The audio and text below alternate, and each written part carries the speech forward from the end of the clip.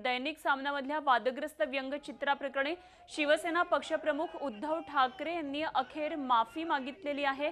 शिवसेना प्रमुख बाळासाहेब ठाकरे यांचा पुत्र म्हणून माफी मागत असल्याचं उद्धव ठाकरे यांनी पत्रकार परिषदेत सांगितलं। कुणाच्याही भावना दुखावण्याचा हेतू नव्हता असे उद्धव यांनी स्पष्ट केलेले आहे। मात्र या निमित्ताने शिवसेनेबाबतचा अपमान आणि अपप्रचार जिव्हारी लागल्याचंही त्यांनी म्हटलेलं आहे। मराठा आरक्षणासाठी शिवसेना आग्रही असल्याचं उद्धव ठाकरेंनी स्पष्ट केलंय। मराठा मोर्चांबाबत विशेष अधिवेशन बोलवण्याची मागणी त्यांनी केली। तसंच शिवसेनेमध्ये व्यंगचित्रावरून कोणतीही नाराजी नसल्याचंही त्यांनी सांगितलंय।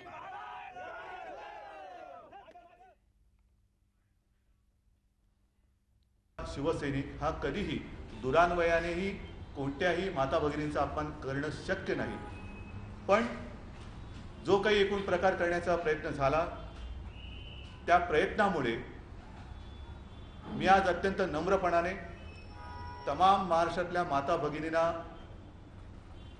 मनापासून सांगतोय की तुम्ही जो विश्वास आमच्यावरती ठेवलेला आहात त्या विश्वासाला स्मरून जर कोणाच्या भावना दुखावल्या गेल्या असतील तर शिवसेना प्रमुखांचा पुत्र म्हणून, शिवसेनेचा प्रमुख म्हणून आणि सामनाचा संपादक म्हणून मी त्या तमाम माता भगिनींची मी माफी मागतोय।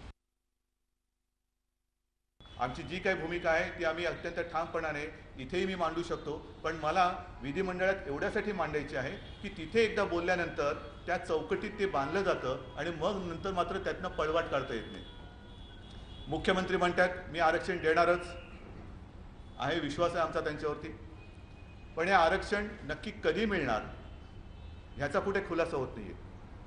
तर ही कालमर्यादा नेमकी असायला पाहिजे, ही कालमर्यादा ठरवली गेली पाहिजे, नाहीतर हा पुन्हा एकदा या सर्व समाजाच्या भावनेशी खेळ होईल।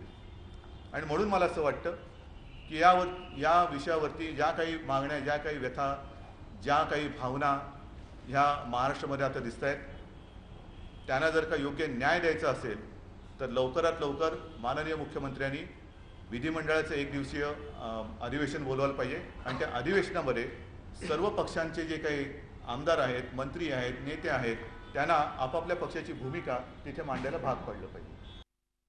तर अशा प्रकारे उद्धव ठाकरेंनी अखेर माफी मागितलेली आहे। मात्र यावर काय विरोधी पक्ष नेते जे आहेत, विरोधी पक्षांमधले जे नेते आहेत ते समाधानी आहेत का, या संदर्भातली प्रतिक्रिया देण्यासाठी सध्या आपल्याबरोबर हर्षवर्धन पाटील सर आहेत फोन लाईनवरून। सर नमस्कार। आणि आता आपण ऐकलं असेल उद्धव ठाकरेंनी माफी मागितलेली आहे। मराठा क्रांती मोर्चाविषयी जे व्यंगचित्र सामनामध्ये आलं होतं त्या संदर्भात ही माफी होती, 6 दिवसांनंतर का अखेर होईना पण माफी मागितली। आता आपली प्रतिक्रिया काय आहे? मुळात तर उद्धवजींनी जी माफी मागितली ते योग्यच केलं, परंतु इतका उशीर का लागला हा एक प्रश्न आमच्यासारख्या सगळ्यांच्या मनामध्ये निर्माण होतोय। कारण अशा प्रकारची घटना ज्यावेळेस वर्तमानपत्रामध्ये व्यंगचित्राच्या माध्यमातून येते आणि त्याचा एक वेगळा अर्थ समाजामधल्या विशेषतः महिला वर्गांच्या मध्ये मोठ्या प्रमाणात केला गेला, खरं म्हणजे त्याच वेळेस ही दिलगिरी व्यक्त करायला पाहिजे होती। ठीक आहे, त्याला उशिरा का होईना पण त्यांनी या पद्धतीची दिलगिरी व्यक्त केली, मला असं वाटतं ते त्यांनी योग्य केलेलं आहे।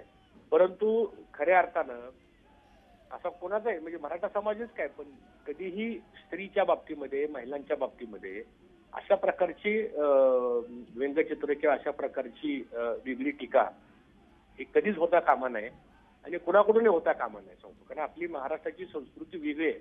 छत्रपती शिवाजी महाराजांचं नाव घेऊन आपण सर्वजण या राज्यामध्ये सातत्यानं आपण बोलत असतो। मला असं वाटतं की अशा घटना आणि हे घडतंच कसं हा एक मोठा प्रश्न आहे आमच्या सगळ्यांच्या समोर। आणि म्हणून मला वाटतं की आता त्यांनी तर माफी मागितलेलीच आहे, परंतु हे अधिवेशन वगैरे जे बोलवण्याचं जे चाललेलं आहे ना, खरं म्हणजे आता त्याला वेगवेगळे पैलू आता यायला लागले आरक्षणाच्या संदर्भामध्ये। मला वाटतं की याच्यामध्ये तातडीनं फक्त मुख्यमंत्र्यांनाच निर्णय घ्यायचा आहे आता की मराठा समाजाचं आरक्षण हा काही नवीन विषय नाहीये। आरक्षण पूर्वी दिलं गेलेलं आहे पूर्वीच्या सरकारनं, आता फक्त त्याची अंमलबजावणी करण्यासाठी जर काही तांत्रिक बाबी असतील तर त्या दूर कराव्यात आणि त्यासाठी आता पुन्हा अधिवेशन घेऊन काय साध्य करणार आहे आपण? अधिवेशन वास्तविक पाहता हा काही अधिवेशन घेऊन सुटणारा प्रश्न नाहीये, निर्णय पहिला झालेला आहे। आमची एकच मागणी अशी आहे की आज एवढा मोठा आक्रोश समाजाचा का निर्माण होतो?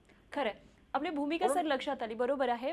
आपली भूमिका लक्षात आली. धन्यवाद. आपण बोललात झी 24 तास बरोबर. हर्षवर्धन पाटील आपल्या बरोबर होते. काँग्रेसचे नेते उद्धव ठाकरेंनी अखेर 6 दिवसानंतर माफी मागितलेली आहे. स्वतः आता पत्रकार परिषद घेऊन त्यांनी माफी मागितलेली आहे आणि याच विषयावर बोलण्यासाठी, प्रतिक्रिया देण्यासाठी सध्या आपल्या बरोबर शिवानंद सर आहेत, प्रवक्ते संभाजी ब्रिगेडचे. आपण त्यांच्याकडून जाणून घेऊया त्यांची प्रतिक्रिया. शिवानंद भानुसे, नमस्कार. काय आता आपली प्रतिक्रिया? अखेर उद्धव ठाकरेंनी माफी मागितली आहे. मॅडम, हे 25 तारखेला जे कार्टून छापून आलं त्याच दिवशी ते होणं अपेक्षित होतं, परंतु ते झालेलं नाही. ठीक आहे, त्यांनी माफी मागितली आहे. तर संभाजी ब्रिगेडसाठी हा विषय जरी आम्ही थांबवलेला असला तरी मुळात कार्यकारी संपादक म्हणून संजय राऊतांची ती जबाबदारी आहे. त्यांनी ती माफी मागायला पाहिजे होती. याचा अर्थ असा होतो की उद्धव ठाकरेंपेक्षा ते मोठे झालेत की काय. मुळात आमची जी भूमिका आहे, आम्ही जी रिॲक्शन दिली मुंबईच्या कार्यालयावर त्यांच्या, मुळात असं होतं की 48 तास आम्ही वाट बघितली आणि वाट बघितल्यानंतर आमच्या मुलांचा जो उद्रेक झाला, भावनेचा उद्रेक झाला की अख्ख्या स्त्री जातीची, मराठा समाजाची त्यामध्ये बदनामी ही जाणीवपूर्वक त्यामध्ये केलेली होती. तर ज्यावेळी समाजावर अन्याय होईल, कुठल्याही समाजावर, म्हणजे आम्ही फुले शाहू आंबेडकरांची विचारधारा घेऊन काम करतो आहोत.